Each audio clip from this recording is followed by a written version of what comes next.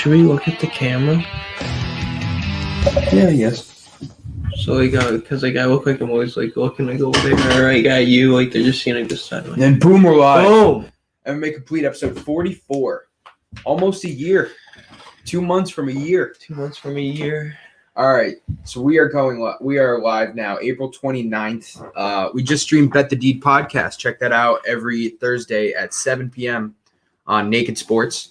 MMA Complete podcast every Thursday night at 8 p.m. except tonight because we have a little something special, which is later on. 8 o'clock to 10 o'clock. We're going to be doing a live reaction show to the NFL draft. So tune in for that coming up right after this podcast. I'm going to have to cut this a little short so we can get prepared for that. Quite Make possibly. sure everything's set and stuff. So we will get right into it. UFC 261. What the fuck happened? A damn card. What the fuck happened, Zach? I'll tell you what happened. We saw 10 finishes in a 13-fight card. Third shortest pay-per-view in UFC history. Third shortest main card in UFC history. No, pay-per-view. I think it was main hours card. And 32 minutes. It was like 2 hours, 16 minutes for the main card in total, which is ridiculous Love for it. 5 fights. Love it. Can't get enough of it. Jump right into it. Chris Weidman.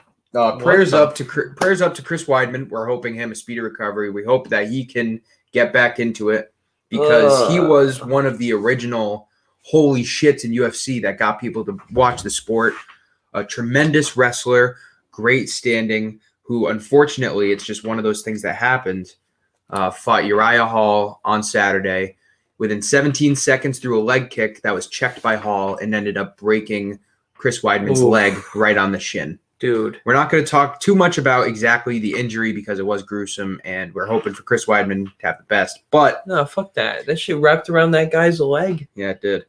And then he went to go step on it, and then he flopped over. All right, I guess we will talk about the injury. It was just like Anderson Silva's. I know, and it's crazy that he was part of it before. Right. You know what I mean? And that is some of the worst karma you will ever see in the UFC. You never expect to see that. Not only that, but in the fight right before and that, with him again. Jimmy Crute also had to get the fight stopped. The fight was stopped in between rounds 1 and 2 because Crute was not able to continue on his left leg. The doctor asked him to walk over to him, which he tripped, and then he walked back and stumbled, and the doctor called it. We found out in the post-fight interview that Crute was going to take him down immediately because he couldn't stand on his leg. So it was the right decision. Anthony Smith, winner by TKO, doctor stoppage. Jimmy Crute will be back, though, 12-2 record, and he's still, like, once he gets fixed up, I'm sure he's going to have another run at the top 15, and I think he'll do well. Anthony Smith. I knew it. I had faith in Anthony Smith. I really did. I did, too. Not only what was really interesting is that early in the fight, Crute hurt Smith's legs with leg kicks. Yeah, he did. And then Anthony Smith had a leg kick. Anthony Smith had a leg kick that went right to Crute's knee and basically crippled him. And you saw it immediately. Next fight, I think I'd choose Jimmy Crute. If they were to rematch, which I doubt they will because they're positioning and stuff. But, I like Jimmy Crute. I think he has the right idea. I like his technique. So Jimmy Crute stayed at 13. Anthony Smith stayed at 6. So there wasn't any movement in that. Nope. In the middleweight, Uriah Hall went up 1, and Chris Weidman didn't move either. But obviously, Chris Weidman will be out of the rankings soon because he will have a long recovery time. Yeah. How long do you think? A year and a half? 2 years? At least a year. Probably bad. A year and a half. That's sad. That's Anderson Silva took him about 2 years. Never came back. Chris Weidman a little bit younger than Anderson Silva when he broke his leg. Just like a year and a half. So I don't know if too much of a difference. 3 title fights. Shevchenko fought Jessica Andrade. And this was a fight that we said Shevchenko should by all means win. But when it goes to the ground, Andrade is going to be dangerous because of that Brazilian Jiu-Jitsu black belt. Yeah.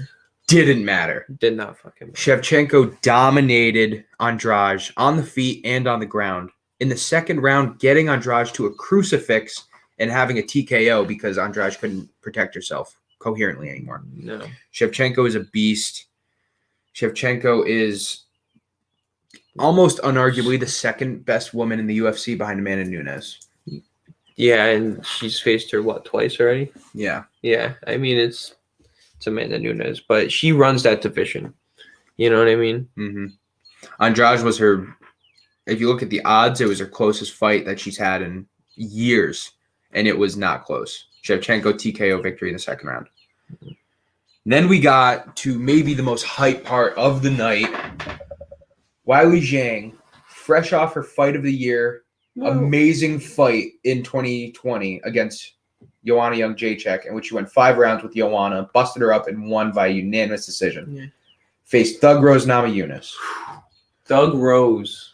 In the first round, it was just a little jabs. There wasn't much going on. They were testing each other out. And then out of nowhere, Rose Namajunas with a left head kick knocks Weili Zhang out cold. Cold. No, I wouldn't say cold because she got up stumbling after, but she didn't totally get up because when she went to the ground, Rose jumped on her with hammer fist right away, and Zhang wasn't moving. Yeah. So it was a great stoppage. Zhang had great stoppage. Zhang she was pissed at it. Was pissed, but that was because she didn't realize that she was knocked out because she was. Yeah. The replay showed it. Yeah. So Thug Rose is now at the top of women's strawweight again, which is so good to see. Good for Thug Rose. 32 years old, back at the top. No, First, 28. 28? Okay, Yeah, 28.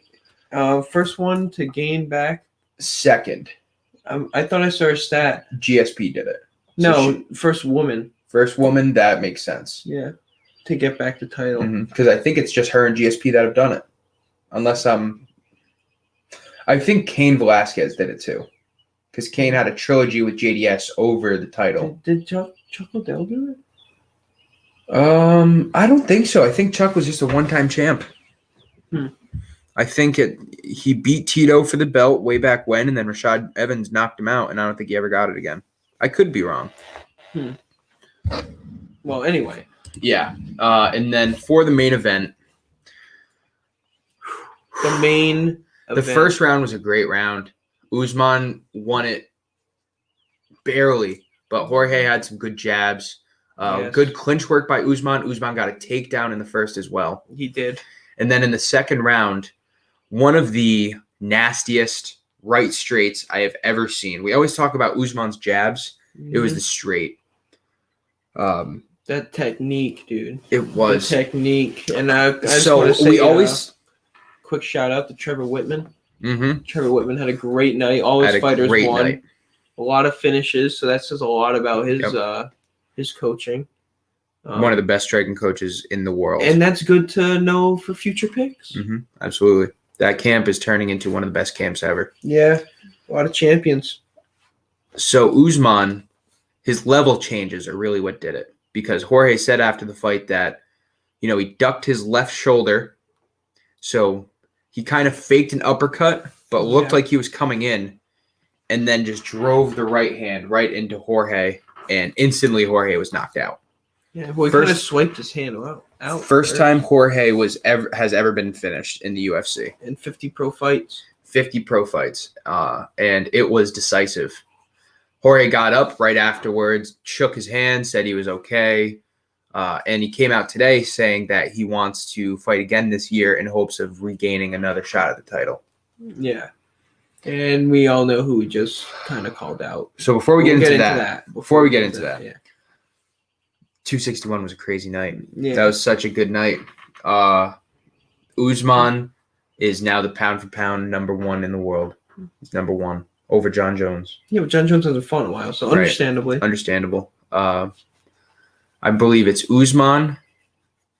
Then it may be it's John Jones. And then I think it's Volkanovski. And then Adesanya. Really? I believe so. I can check that real quick, though. I'm actually on the rankings I page. wouldn't be surprised if Blachowicz is above him. Usman, John Jones, Volkanovski, Adesanya, Francis Ngannou at 5. Wow. Yeah. This must not be updated. 7, Blachowicz at 8. Yeah, Max Holloway at 9. Figueiredo at 10. Is he still Conor McGregor's still 15? That's bullshit. That's just for hype. Poirier's 6, dude. Petr Yan at 12, ahead of Aljamain Sterling at 14. Yeah. Yeah. Interesting. Dude, the rematches are getting insane. All right. So immediately after UFC 261, Colby Covington called out Kamaru Usman. Got interviewed. He said Kamaru Usman was on PEDs, and he said he's not impressed with Usman defeating a journeyman like Jorge Masvidal. That's what he said. Disrespect. Colby also was in the news earlier that week because he posted a picture with Masvidal's ex-wife 2 days before the fight. Mark pulling up.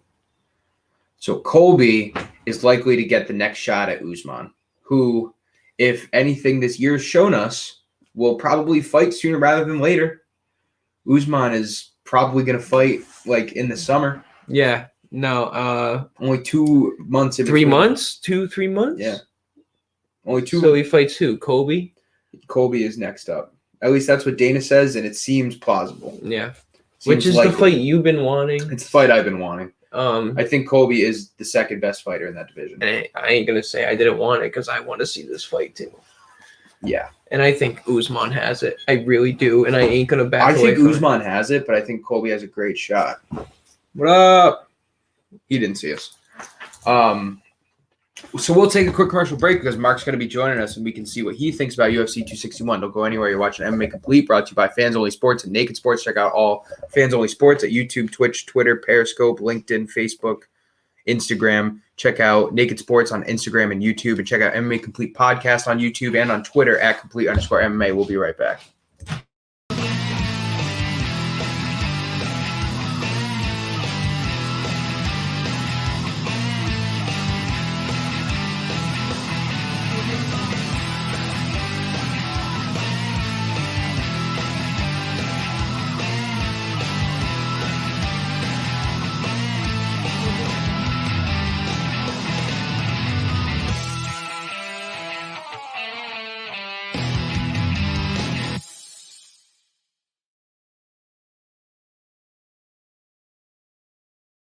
How'd your Camera's right there. How'd your thing go with the house inspector? Good. Yeah, everything went good. Cool. All right, so we were just talking about UFC 261. Oh boy. I would like to hear your top 3 comments from UFC 261. Comments? From what? Just top 3 takeaways. Oh, I thought you meant live stream comments. Rose Namajunas went in totally underrated. Like, I'm not sure what she was for the odds, but I'm pretty sure she was in the positives. Yeah, she was the underdog for sure. Yeah, so that's what highly I took. underdog. Valentina Shevchenko owns that division, That absolutely. We just said that as well. and George Masvidal has lost his safe chin. Yes, for the first time he got knocked out. I'm surprised. I'm very surprised that those were the top 3 takeaways from Mark for 261. You're missing a big one. The biggest one. Hit me with it. I'll know. Chris Weidman. Yeah. Oh gosh. Yeah.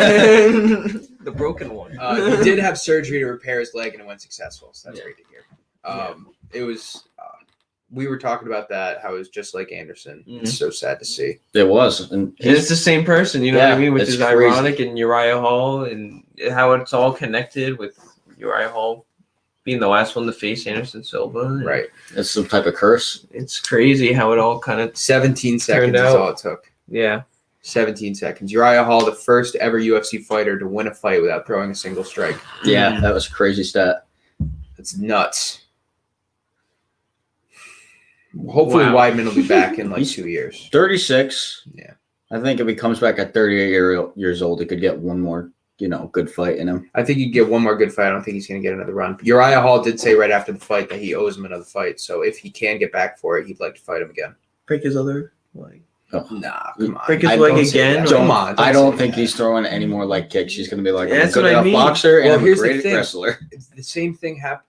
So after Anderson did it, I can't remember who he lost to, but he fought, I think it might have been Cannonier years later, and he hurt his leg again on the leg kick. Oh, yeah. So there's a chance we never see Weidman again. There's two fights back-to-back with leg injuries, so. It was. That was weird, yeah. And we kind of lost our lunches at that point. Yeah, that was too much leg. Yeah. We would have just, if we would have just seen the Weidman and weren't already worked out from Jimmy Crute, it would have been like horrible, but Jimmy Crute must have blown his ACL or something. Yeah, that's what I think it was. Props to him. He was really trying to continue the fight. Yeah, that's a tough dude. Absolutely. All right. So this week, we're not going to spend too much time on it because it's kind of a one-fight card. Dominic Reyes versus Jiří Procházka. I got Dominic Reyes. Jiří Procházka making his second fight in the UFC. Dominic Reyes on 2 losses in a row to John Jones and Jan Blachowicz. I don't know where my phone is. Reyes is also the underdog. Light heavyweight champ. Right. Yeah. I have Reyes, but Jiri Prochazka is scary, and he's young, and he has knockout power. I think this fight ends in a finish. Yeah. Reyes Prochazka. I hope it's not as boring as the other light heavyweight fight we saw, Rakic and Santos. That would be a killjoy. That was the biggest probably flop in light heavyweight history. He's definitely up there. Yeah. But Reyes and Prochazka is going 5 rounds though. That's another thing. Even more likely to be a finish. Oh yeah. What's the PFL? The Pro Fight Link. Is that MMA or yeah? You can. Marshawn Lynch just invested in it. Yeah, you can place bets on it at the sports book. Yeah. Now. So you got Bellator and PFL. Another thing to keep. By the way, Romero Johnson in 1 week. I want to get your opinion on a couple fights because I know we both know these guys. Sean Strickland. Yep, versus some no name. Krzysztof Jotko. Yeah, I don't know who that is. He's been in the UFC for a little bit. He's kind of a journeyman. Okay. Not as good of a journeyman as Jorge Masvidal. No. Well, far and few. Yeah. Far and few. Nah, because Colby called him out. Yeah. Remember we watched Sean Strickland fight? I was not impressed. Well, he fought several times. He actually is not bad. He's a big dude for middleweight. He got beat this last time because who did he fight? No, he won. He won by decision. I got to check his record because I remember watching him. But he took those years off. He took a 2-year layoff, and I was not impressed with this fight, and I kind of think he's gonna lose. I feel like I remember him being a huge guy with knockout power, though. He has very. He good looked hands. a little scared in his last fight, and I'm not knocking him or anything, but is that happening this weekend or next? Yeah, like he tried to hype up the fight. This is this weekend coming up. Yeah, he beat Brandon Allen his last fight. That's right. Which is, it is how you want to see it. Mm-hmm. He just fought on this card. Do you know if it was a decision? No, it was a KO, TKO. It was a KO. But his fight before that was Jack Marshman, and it went to decision. Jack Marshman's just a tough guy. He was dominating that fight, as far as I remember. I think you were getting it mixed up, Austin, with Brandon Allen. Because Brandon Allen was kind of a flop. I remember watching him versus Strickland. We thought Brandon Allen was going to win. Who did Allen just beat? Allen just won at 261. Let us see. That's going to make me...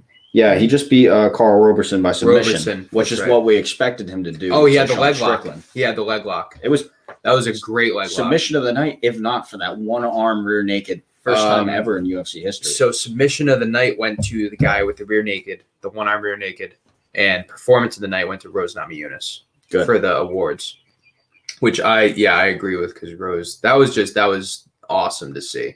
How about the third prelim? I think it was taking fight of the night. Yeah, Molina versus. Coming by.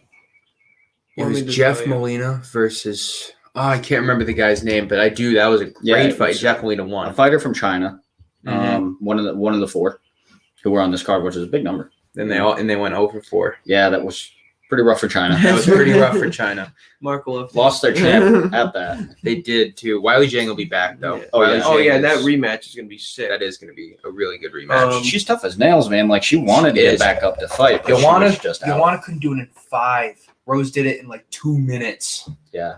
It was crazy too because it's a lead leg. It almost was like a question mark kick though, because she kind of just hesitated at the body and then went up to the head. Yeah, exactly. Yeah. It was so fast. She bought it. She bought it. Beautiful. The technique was there, and right away Zhang's legs just gave out, and that was it. GSP would say it's the one you don't see that gets you. Mm-hmm. Yeah. Absolutely. Cub Swanson versus Giga Chikadze. Mm-hmm. I think Giga Chikadze might have that one. I got Chikadze for sure. The only thing I'm Swanson's thinking, tough though. Absolutely. Yeah. Over under is 2.5. He kind of likes the under, and you know what? I wouldn't mind sprinkling some on it, but it's gonna go to decision. See, I think I don't know, man. I don't know. I think the longer it goes, the more it could favors KO. Could KO TKO him. Hey, Swanson bangs, man. So it's safe to pick the under for that. I think that's what I mean. Yeah, I mean it's a crazy. Swanson's got pride. It's crazy numbers for the under and over. Oh yeah, those are good under numbers. So, yeah. What's the betting podcast again? Naked Sports? Bet the Deed. Check us out Bet where the you Deed, find all Naked the Sports. numbers. Yeah, we actually just went over all the MMA stuff and all that. And Qdoba is facing Dustin Jacoby. I'm picking Dustin Jacoby because he's Me too. actually got pretty good And kickboxing. he's the underdog. That's good. That's right. You'd probably want to hammer Justin Jacoby because Ian Qdoba is the type to put his head down and throw hooks. Right. Yeah. Just it's like playing UFC 3. We saw it against Goliath. Yeah, Goliath. Gomed. No. Sharapov. Gomed. Sharapov. And Goliath. But I really like Dustin Jacoby, and he's the underdog. It's really surprising. I might hammer him. He had a good I might hammer spill in, what was it, Glory? I don't know. I think it's the kickboxing. Yeah. 10 days, Mark. 10 days till we see the return of TJ Dillashaw. Oh, yeah. Versus Corey Sandhagen. Who's the next generation fighter. Who is number 2 right now. Mm-hmm. That's going to be crazy town. That's going to be a great fight. Corey Sandhagen's the favorite. Dillashaw still looks quick, man. And I don't know how his endurance is, but it's always been pretty good. Right. Listen, TJ is one of the best cardio guys in the MMA, but he's also one of the best wrestlers. When he was at, I forget, what's Uriah Faber's camp? With Cody Garbrandt, because Dillashaw was there. That's a wrestling camp. Mm-hmm. And he was like the best wrestler in the camp. And then he switched, and he's been focusing more on standing. Like when he fought Garbrandt, he beat him twice standing. That's such a tough matchup. Corey Sandhagen coming off a flying knee knockout of Frankie Edgar. That was ridiculous. Spectacular, yeah. Before that, he knocked out Aljamain Sterling. Talk about wrestling. Team Alpha Male. Is it Alpha Male? Yeah. No shit. Yeah, that's the one that who's that fucking kid that got beat by Bryce Mitchell? I don't know. Me and Austin followed him. TJ Dillashaw will be fighting on May 8th. And that's going to be a really, really great fight. It's so good. Sandhagen's better since they fought before, right? Wait, they're fighting on May 8th? They're fighting May 8th. And that's not even on paper. No, it's a fight night. I'm surprised. Wow. I don't I mean, they could have given event, it, but 262 is already so packed. Yeah, they would have May thrown 8th that fight in the undercard, and that would have been ridiculous. Yeah, it would have been an insult. Before we get into 262, Garbrandt versus Rob Font is May 29th. Wow. So that ends off May's fight night. They're UFC trying to set that up. I know they are. But UFC 262. Why does it say canceled? For what? Co-main event canceled. Corey Sandhagen versus TJ Dillashaw, May 8th. It's probably canceled. It wasn't the co-main event. Oh, really? Wow, it is saying canceled. Breaking news. Is this breaking news? We got to get on top of this. No, I am on top of it.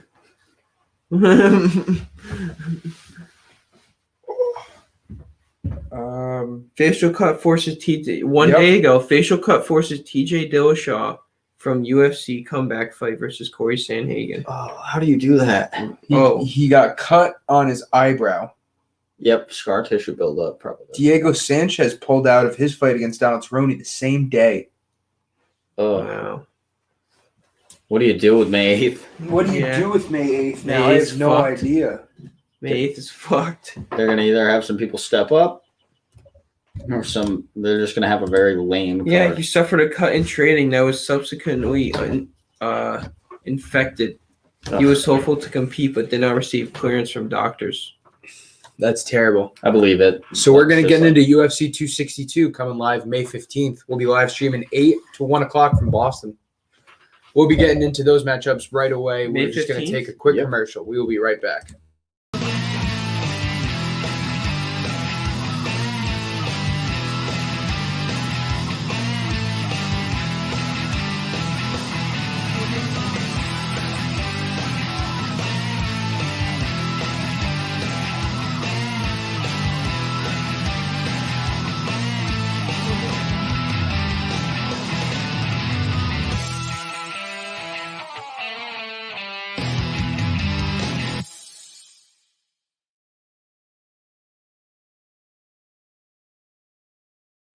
All right, UFC 262 live May 15th.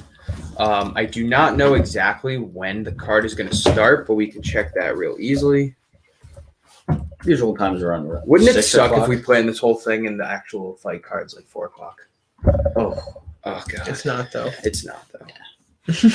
main card starts at 10 p.m. So it's going to be like the prelims are going to start at 8, so we're going to be right on time for that. Okay. Hermanson Shabazian is in the prelims. Yeah, Jack Hermanson. On the prelims? Careful, the mic's right here. Yeah, sorry about that. On the prelims? Yeah, on the prelims. That's insane. You got Jacare Souza versus Andre Muniz on the prelims as well. Yeah, Jacare makes sense. Jack Hermanson's on the prelims. It's so surprising. Right, Hermanson on prelims, and I get it. Hermanson doesn't really sell, but that's top 6 in the middleweight division right there. Alex and Perez Shabazian's like top 10. Alex Perez and Shevchenko too. I mean, that's just a sell because it's her sister, and she's 9-2. She ain't bad. On that main card though, we actually have. I don't know who Shane Burgos really is. I don't follow him much, but Edson Barboza. Edson Barboza is making his UFC return. Shane Burgos is kind of. I'm pretty sure he's younger. He lost his last fight. I'm pretty sure, but other than that, he was kind of flying through the featherweight division. He's top 15 now. Wow. So that's a good fight. Barboza's going to be challenged. Burgos probably will even win that fight. You don't even. But Barboza's like one of the most lethal knockout artists. Dude, but here's the thing. From hell. I feel like I remember Barboza being at lightweight, and this fight's at featherweight. Yeah, he was a fighter at lightweight. Right, he was. So that's interesting. He's kind of made the circuits on the underleagues, and he's kind of come back at featherweight. Might work better for him. Who knows? But these guys are both the same height apparently. At 5.9. So we also have the flyweight bout between Caitlin Chikagian and Vivian Araujo, and that's going to be for the number 1 contendership for Shevchenko's title. Really? So the winner of that's going to fight Shevchenko. And who do you think wins that? I got Chikagian. I've got Shevchenko after either one wins. Oh, yeah. Shevchenko's going to be either one, I think. But Chikagian is a vet, and she got her last title shot against Nunes like a year and a half ago, 2 years ago. And I think she's tall like Shevchenko, though. Yeah. She is like 5'5". She's the same height. All right. She's 5'8", this says. Can I just run? It's that weird thing where it measures it. Why don't we just run through May 15th, who you guys think are going to win? We'll just all say it real fast. Yeah, okay. Jack Hermanson. Edwin Shabazian. Hermanson. Yeah, I got Hermanson. I got Hermanson as well. Beneil Dariush, Tony Ferguson. This is interesting. Beneil Dariush. Tony Ferg, if he loses this, I think he's hit his peak, dude. You know, he's like. I think he had a fucking brutal career. He had a straight brutal career ever since I've seen Tony. You're like that dude. But he's also fighting like the best of the best. Yeah. Gaethje number 1, Oliveira Gaethje number 2, Oliveira number 3. Right now, could be. Oh wait, no, never mind. No, yeah. Yeah, that's interesting. I got Dariush. This is the one. This is the one. Are you? This is the one. Chandler. This is not the one I was thinking. Okay. You're missing one. Not yet. I'm going in order. No. That's the main event. You got to go that one last. It's a strange order. What do you mean? That's what it says on here. Leon Edwards, Nate Diaz. Oh, yeah. Co-main event. Yeah. I hate to say it. I think I got Leon Edwards.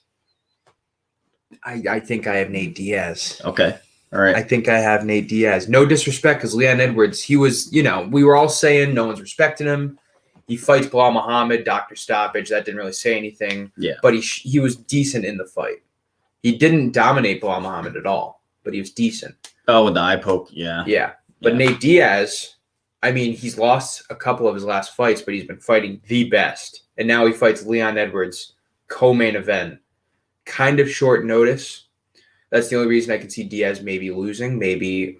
But then again, the Diaz brothers have cardio like anybody in the UFC. They train every day. They're ready anytime, anywhere, any place. They're ready. They'll take a fight anytime. Gangsters. Gangsters. West Coast. Dude. This fight's going to be standing. It's going to be brawl. I actually see Leon Edwards going for takedowns in this fight.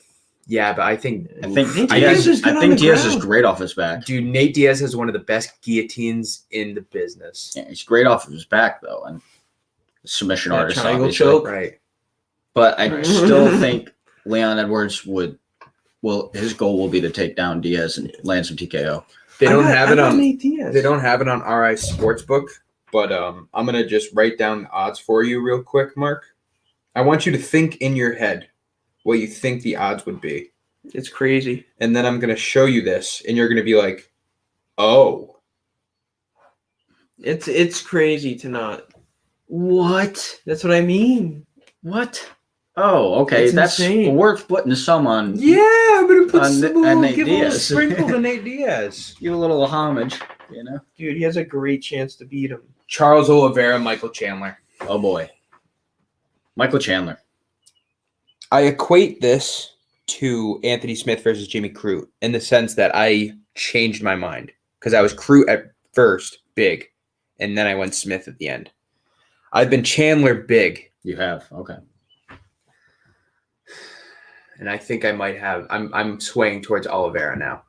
For his striking? Yeah, for his striking. No, I think Oliveira, if he gets to the ground, yeah, Chandler has great wrestling, and I think that Chandler could even like control side mount and throw some ground and pound. But if the fight stays on the ground, third degree jiu-jitsu. I think Oliveira is going to be able to hook him with something. He's so good on the ground. He has the most submission wins in UFC history, and he's fighting a guy who is only making his second fight in the UFC. His first fight only lasted a minute. Yeah. You know, against Oliveira, we're probably going to have to see Chandler go like 5 rounds. Yeah. Unless Chandler gets a knockout, which he totally could. The way he knocked out, what's buddy's name? Dan Hooker? Dan Hooker, yeah, which is pretty impressive in my opinion that he was able to just put Hooker against that cage and put him out. Hooker did not look Hooker's fight. He was backing up the entire time. Hooker's fight. Well, that's also credit to Chandler, right? Yeah. Oh, absolutely. His presence was I'm not saying not knocking him on that. But Hooker was coming off a fight of the year candidate against Dustin Poirier. Oh yeah. Yeah. In which he went 5 rounds, split decision. Dustin Poirier won, and then he gets knocked out in the first round against Michael Chandler. Dustin Poirier, who just knocked out Conor McGregor. Yeah. So I mean, I've been saying Oliveira for a long time.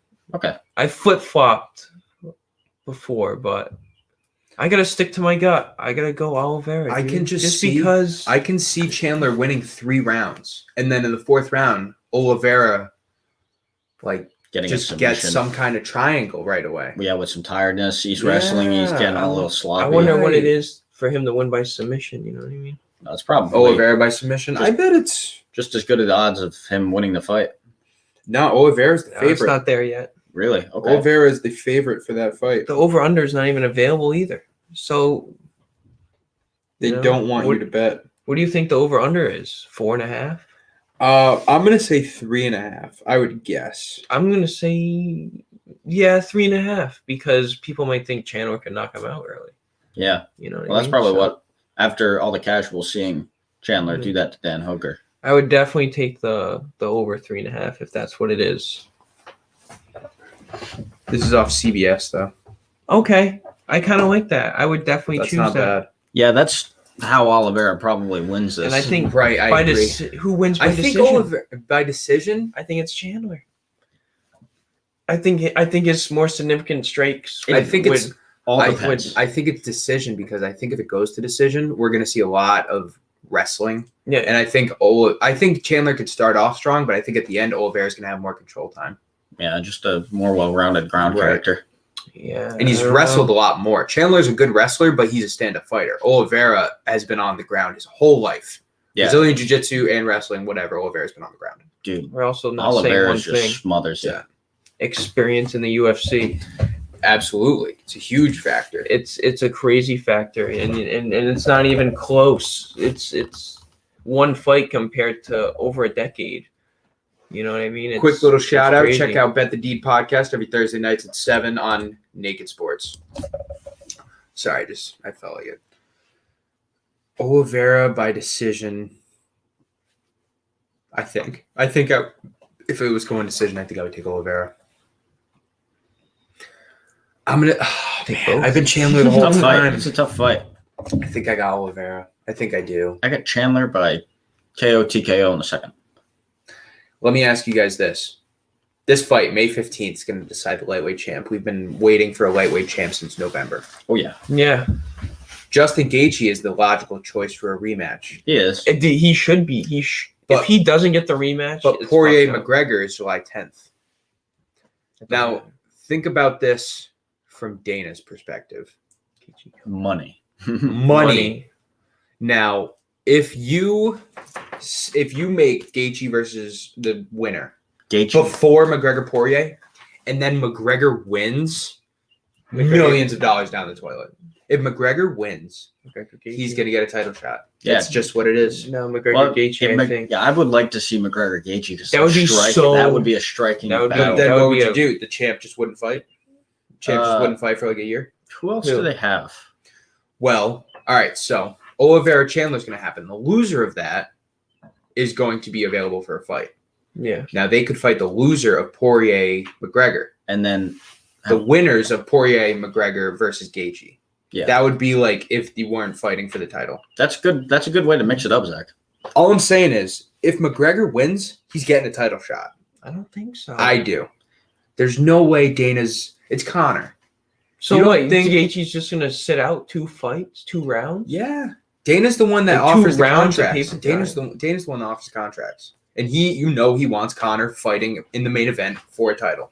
Yeah. I don't know. Now, here's the thing. I think that's true, but if Oliveira wins, maybe Conor's hesitant to take that fight. Oh, yeah. Yeah. If Chandler wins and McGregor wins, I think that gets signed right away. Realistically, I don't think anybody has a chance in this top 5 against Oliveira except for maybe Dustin Poirier. I think Poirier has a great chance against Chandler. Right. But the other guys, let's be honest, they're strikers. They are strikers. Just not like we saw Gaethje, like he deflected 3 takedowns from Khabib? Something like that. Which is impressive, but then he was put out in the second, yeah. So it wasn't good enough. So there is 56 days in between Chandler Oliveira 262 and Poirier McGregor 3, which will be July 10th. 264, UFC 264. If McGregor loses, who does he face? If McGregor loses, might retire. I don't think he'll retire. I think he'll fight someone in the lightweight division. He could fight like Beneil Dariush. If Beneil Dariush beats Ferguson or Ferguson wins, he could fight McGregor. That would sell Ferguson McGregor. Might also move up to welterweight. He could. He was talking to Kamaru Usman about that. Yeah, which I think is Conor, don't do that. Don't even try that. Kamaru Usman would fuck him up. Usman said it perfectly. Nowadays, you get finished, and I finish people. Jake Paul. Jake Paul called him out. Called out who? Jake Paul's been calling out Usman, yeah. Jake Paul, Dana actually threatened lawsuits. Dude, Usman said something. Like, Usman was like, yeah, I'll fight you. What the fuck? Like, yeah, I'll knock your ass out. Yeah. And he would, too. Oh, yeah. I just really want to see that kid get put to sleep in the ring. I'll take any ring. Yeah. Somebody needs to do it because it's just so obnoxious. Yeah. Right. But he's going to be smart. Yeah, no, he's that doing division. it right. That division will be in limbo for 2 months. I bet within the next 2 months we hear something about Jake Paul retiring, and then 2 months after that he'll be talking about coming back from claims. He's going to do a Chimaev. He's going to do a Chimaev. Oh, speaking of Chimaev, yeah, the Nick Diaz. Chimaev called out Nick Diaz and Jorge Masvidal. Dolph called out Nick Diaz. Why would he call out Jorge? No, Jorge called Nick Diaz out. No. Chimaev called Jorge out too. Oh yeah, well after the fact, yeah, it all went full circle. Yeah. But I mean, who gives a fuck? Dylan's coming through, or is that Nate? Nate? I think that's Nate. Yeah. It's just all right. Smash. Well, we do need to set up for the draft show. So, any last thoughts on UFC? Marvin Vettori versus Adesanya. Yep. Adesanya, heavy favorite. I would have Vettori. Obviously, you have Vettori. I do. I think he wrestles. By the way, the co-main event is Figueiredo Moreno 2. The co-main. That's going to be a good card. It's going to be a really good card. That is fucking co-main. Who do you got there? I got Figueiredo. I got Figueiredo too, and I think the numbers are so close, and it's an easy hammer. Yeah, easy under over 4.5. Under 2. All right, so it's not locked. So that's gonna about do it for MMA Complete. Reyes Prochazka this weekend is gonna be really good. We're going to be coming live before the Dillashaw-Sandhagen fights. We'll be going over that. What's up, Maine? What's up? Nate Oliveira joining the cast. We're just about to get out of here for MMA Complete, but we're going to start the draft show in about 20 minutes. What's going on? How are we doing? How's everybody doing today? The boldest Titans fan around. Yeah, I would say so. Would you say so? Because I think so. I would say you're one of them. There might be a few else out there. Like, if there's anyone out there, like, shout out to all my Titans fans out there. Shout out to all 12 of you. Yeah. All right, we're going to get out of here. MMA Complete Podcast 44 in the books, 45 next week. Dillashaw, Sandhagen. Oh, it's not even happening, actually. Yeah, I got to stop saying it. Canceled. It's all canceled. right, so next week we're going to really be going over 262 then. And then the week after that, Boston. Boston. May's going to be good. May's going to be a good time. Let's see if we can get someone to step in to fight Sandhagen. That'd be awesome. Sean O'Malley. Kevin Holland cuts weight. Sean O'Malley, let's do it. He should. Yeah, I'd like to see that. All right, we're going to get out of here. Thank everybody for tuning in. Stay with us. Stay live because we will be here 8 to 10 p.m. for the NFL Draft Show. It's going to be a lot of fun. We're going to be going over every team. We're going to probably see some trades in the top 10. So stay tuned for all that. And we are out of here. All that shit. All that shit. Haven't said that in weeks. Later.